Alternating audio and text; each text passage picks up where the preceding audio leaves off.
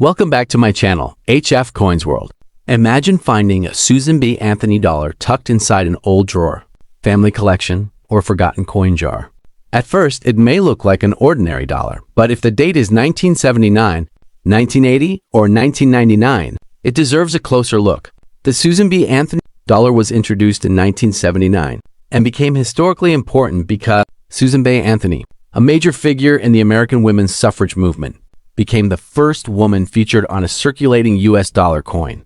The coin also carried a familiar reverse design showing an eagle landing on the moon, connecting it to America's Apollo-era history. But there was an unexpected problem. The coin was much smaller than the Eisenhower dollar and close in size to a quarter.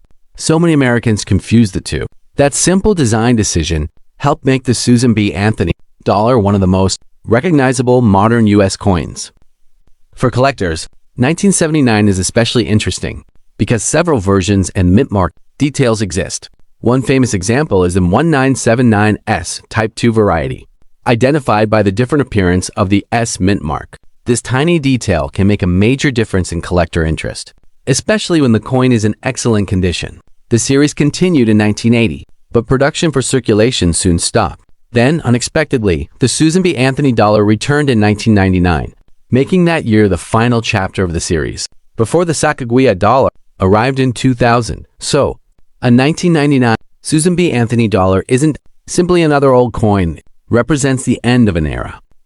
But here's the most important point. Not every Susan B. Anthony dollar is rare or worth hundreds of dollars. Many circulated examples are worth around face value or only a modest premium. Value depends on the exact date, mint mark, variety, condition, and whether the coin is a proof or special issue.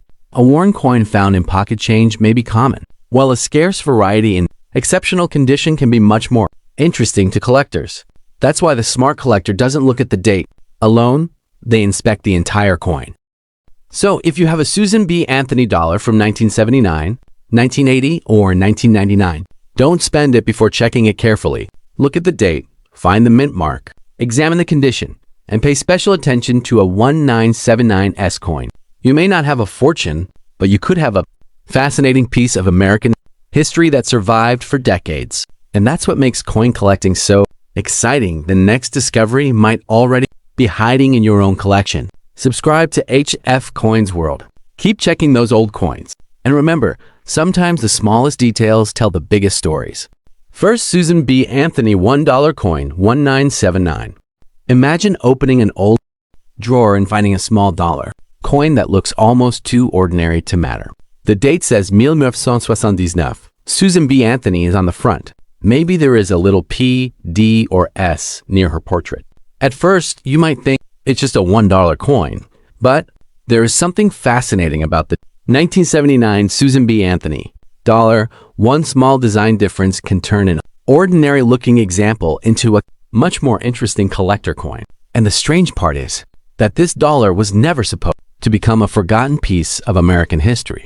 It was introduced with enormous expectations. Yet Americans struggled to accept it, and within a few years, millions of these coins were sitting unused. So before you spend, trade, or dismiss a 1979 Susan B. Anthony dollar, there is one detail you really need to see, and we'll get to that in just a moment. Welcome back to HF Coins World. Today, we're going back to 1979, the year the United States introduced a completely different kind of dollar. This wasn't simply another coin added to pocket change. The Susan B. Anthony dollar represented a major moment in American coinage because it placed a historical woman on a circulating U.S. coin. Susan B. Anthony had spent much of her life fighting for women's voting rights, and decades after her death, her image became part of the nation's everyday money. The coin was designed by chief engraver Frank Gasparro, and its small size was intentional. The government wanted a dollar that would be easier to handle than the much larger Eisenhower dollar, but there was a problem hiding in plain sight.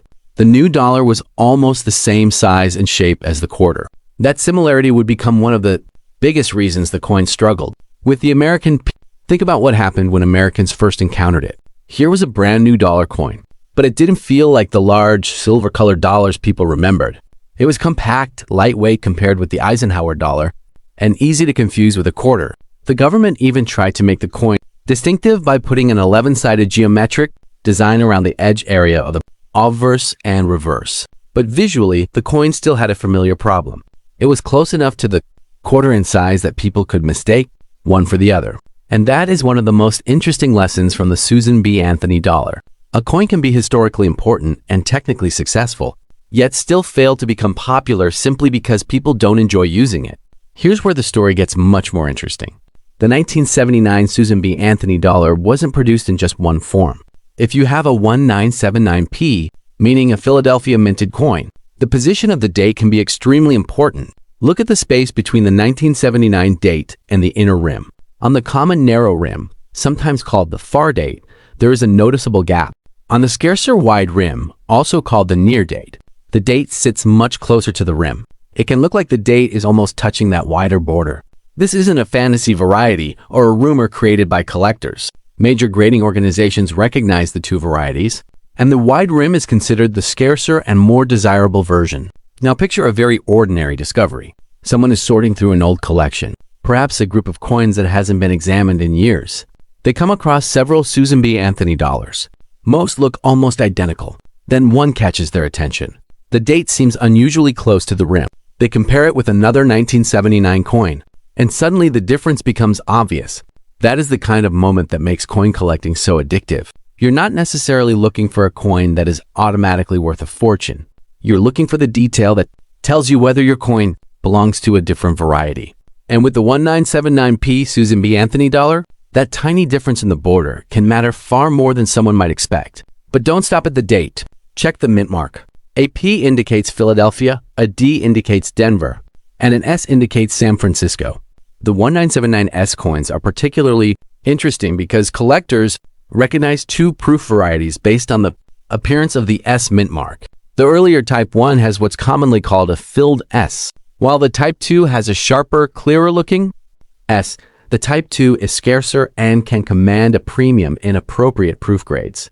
So if your $1,979 has an S, don't simply assume every 1979S is identical. There is another reason 1979 deserves special attention. It was the first year of the Susan B. Anthony dollar, and production was enormous. Philadelphia alone struck more than 360 million regular strike dollars in 1979. That means the date itself doesn't automatically make a coin rare. This is important because you may hear claims online suggesting that every 1979 Susan B. Anthony dollar is worth hundreds or thousands of dollars. That's simply not how coin values work. The ordinary examples can be quite affordable, while particular varieties, mint states, proofs, and exceptional grades can be much more valuable. So what could a 1979 Susan B. Anthony dollar actually be worth? The honest answer is, it depends. A circulated common example may be worth little more than its face value, while collector-grade pieces can bring higher prices. Current PCGS pricing shows ordinary 1979p examples remaining relatively modest in many mint state grades, while the 1979p wide rim carries significantly higher guide values as condition improves. For example, the current PCGS guide lists the wide rim around $50 to $75 in MS65, with much higher figures in very high grades. These are guide values, not guarantees of what every coin will sell for. Actual prices depend on grade, eye appeal, certification, variety, attribution, and the specific marketplace. And this is where collectors have to be careful. A coin being old doesn't automatically make it rare. A coin being rare doesn't automatically mean it is worth a huge amount. And an online asking price is not the same thing as a confirmed sale.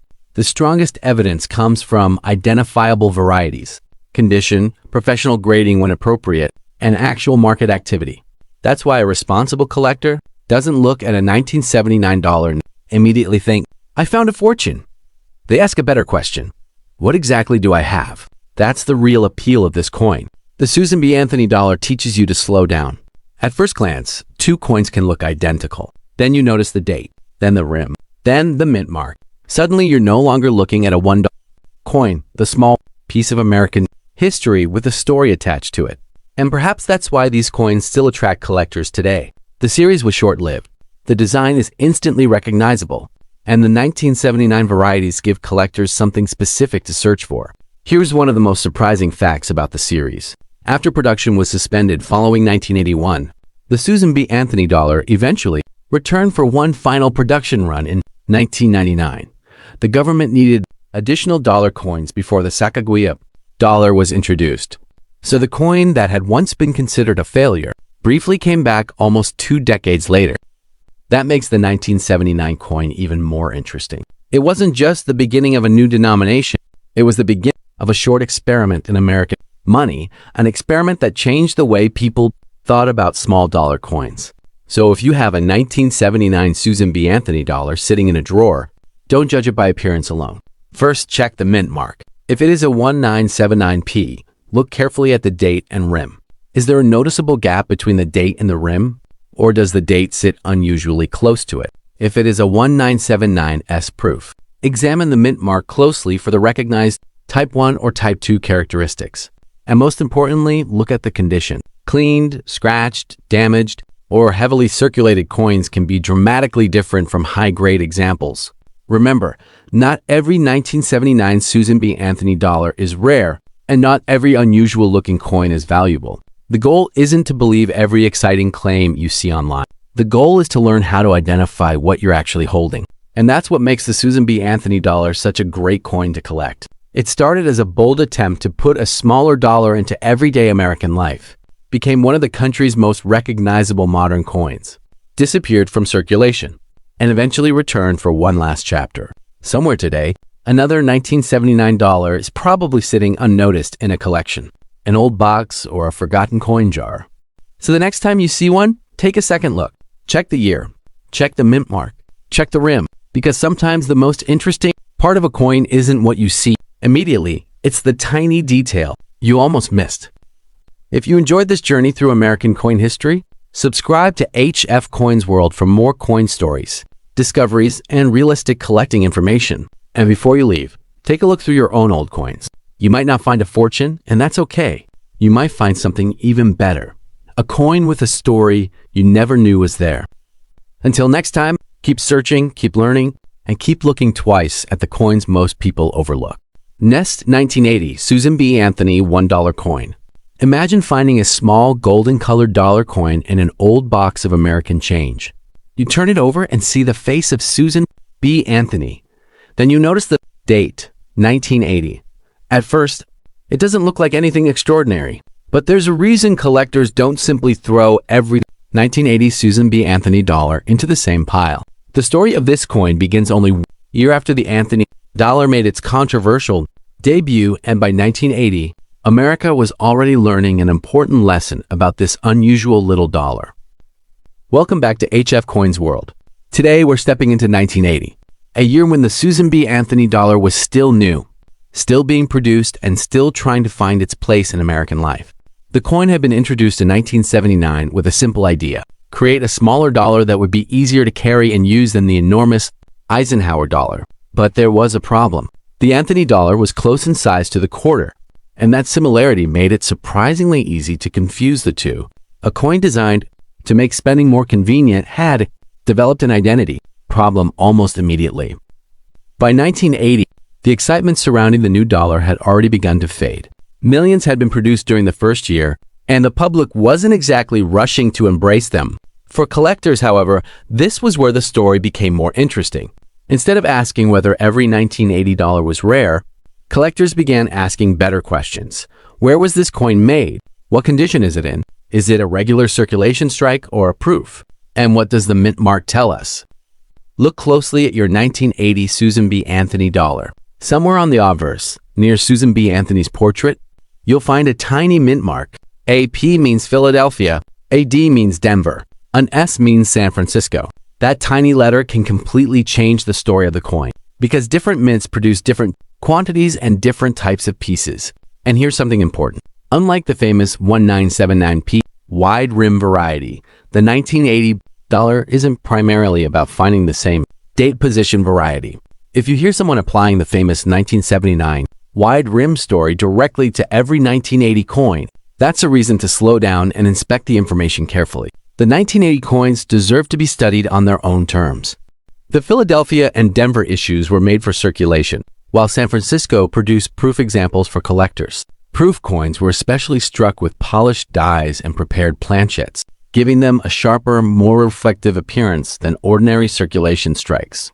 That difference is important because someone searching through an old collection might mistake a particularly shiny circulation coin for a proof or overlook an actual proof because they don't know what they're looking at. Now imagine a realistic discovery. Someone is cleaning out an old family collection. There are wheat cents, Jefferson nickels, silver-looking dimes, and a few dollar coins sitting together. One Susan B. Anthony dollar catches their attention because the surface looks unusually sharp. They pick it up, look at the date, and see 1980. There is no dramatic treasure chest and no guarantee that the coin is worth hundreds of dollars. But there is curiosity.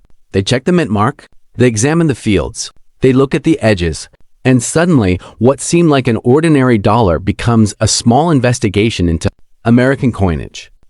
That's really the psychology behind collecting. The excitement isn't always about finding a coin worth thousands. Sometimes the excitement comes from realizing that two coins that look almost identical can have completely different histories. The 1980 Susan B. Anthony dollar is especially interesting because production was much lower than the massive 1979 launch. According to the U.S. Mint's historical production figures, Philadelphia struck about 20 million 1980 circulation dollars, while Denver produced more than 33 million. San Francisco's production was focused on collector pieces. Those numbers don't mean that every 1980 dollar is rare, but they help explain why collectors pay attention to the mint mark. And then there's condition. This is where many online coin value claims go wrong. You might see an ordinary circulated 1980 Susan B. Anthony dollar advertised online for a huge amount of money, but an asking price is not proof of market value. A coin's actual value depends on factors such as grade, preservation, mint mark, variety, certification, and genuine collector demand. A heavily circulated coin can remain close to face value, while a high-grade example with strong eye appeal can be much more interesting to collectors. So if you have a 1980 Anthony dollar, don't start by asking, is this worth $1,000? Start with a more useful question. What exactly is this coin? Is it a Philadelphia coin with a P, a Denver coin with a D, a San Francisco proof with an S? Is it heavily worn, or does it still show strong original detail? Does the surface have scratches or signs of cleaning? Is the coin certified? These details matter much more than simply seeing the number 1980. There's also a bigger historical story hiding behind this little coin. Susan B. Anthony wasn't selected randomly. Her image represented a major chapter in American history. She became one of the best-known leaders of the women's suffrage movement. And although she died decades before women gained the constitutional right to vote nationwide, her name eventually became part of America's circulating currency. That makes the 1980 dollar unusual in another way. You're holding a coin that connects two very different periods of American history: the 19th century struggle for women's voting rights and the late 20th century experiment with modern dollar coins. But the experiment was struggling. Americans had become accustomed to paper $1 bills and familiar-sized coins. The Anthony dollar didn't fit comfortably into that system. It was too similar to the quarter for some people, and the public wasn't convinced that carrying a dollar coin was better than carrying a dollar bill. The result was a coin that would become much more interesting to collectors than it ever became to everyday shoppers. And that may be the most surprising part of the 1980 story. Sometimes a coin doesn't become collectible because it was a spectacular success. Sometimes it becomes collectible because it represents an experiment that didn't work exactly as planned. The Susan B. Anthony dollar is a perfect example. So if you find a 1980 in your collection tonight, don't clean it, don't polish it, and don't assume it's worthless just because you've seen another one before. Keep the natural surface intact. Identify the mint mark, examine the condition, and compare it with reliable coin references. If the coin appears especially valuable, professional authentication and grading can be worth considering, but only when the potential value justifies the cost. And remember, 1980 is not simply another 1979. Has its own production story, its own mint mark history, and its own place in the short life of the Susan B. Anthony dollar. Years later, the series would disappear from regular production, only to return briefly in 1999 before the Sacagawea dollar arrived. That final comeback made the Anthony dollar one of those unusual American coins whose story didn't end when the public stopped paying attention. So the next time you see a Susan B. Anthony dollar dated 1980, pause for a moment. Look at Susan B. Anthony's portrait. Find the tiny mint mark. Study the condition. And ask yourself, how many people have held this little piece of American history without ever knowing the story behind it? That's what makes coin collecting so fascinating. The value isn't always sitting in a giant number on the screen. Sometimes it's hidden in the history, the mint mark, the condition, and the tiny details that most people never bother to notice. If you enjoyed this story, subscribe to HF Coins World for more American coin discoveries and realistic collecting stories. And before you go, check your own old coins. You don't need to find a fortune to find something interesting. Because sometimes, the coin everyone else ignores is the one that deserves a second look. Until next time, keep searching, keep learning, and never underestimate the story hiding inside an ordinary coin. At the Nest 1999 Susan B. Anthony $1 coin story. Imagine finding a Susan B. Anthony $1 coin dated 1999 in an old coin jar, drawer, or family collection, and wondering why this coin exists at all. Because the Susan B. Anthony dollar had already disappeared from regular production after 1981. The answer is one of the most interesting true stories in modern American coinage. The U.S. Mint brought the Anthony dollar back in 1999, not because it had suddenly become a rare collector coin, but because the country still needed more dollar coins. While the new Sacagawea dollar was being prepared for 2000, the Mint announced in May 1999 that it would strike 1999 dated Susan B. Anthony dollars to help maintain the supply of dollar coins. With demand coming from places such as mass transit systems and vending operations, that makes 1999 completely different from 1979. 1979 was the beginning of the series, while 1999 became its unexpected final chapter. Millions were produced, including 29,592,000 at Philadelphia and 11,776,000 at Denver. So simply finding a 1999 Susan B. Anthony dollar does not automatically mean you have a rare or extremely valuable coin. Instead, collectors pay attention to the mint mark, condition, surface quality, and whether the coin is an unusually high-grade example.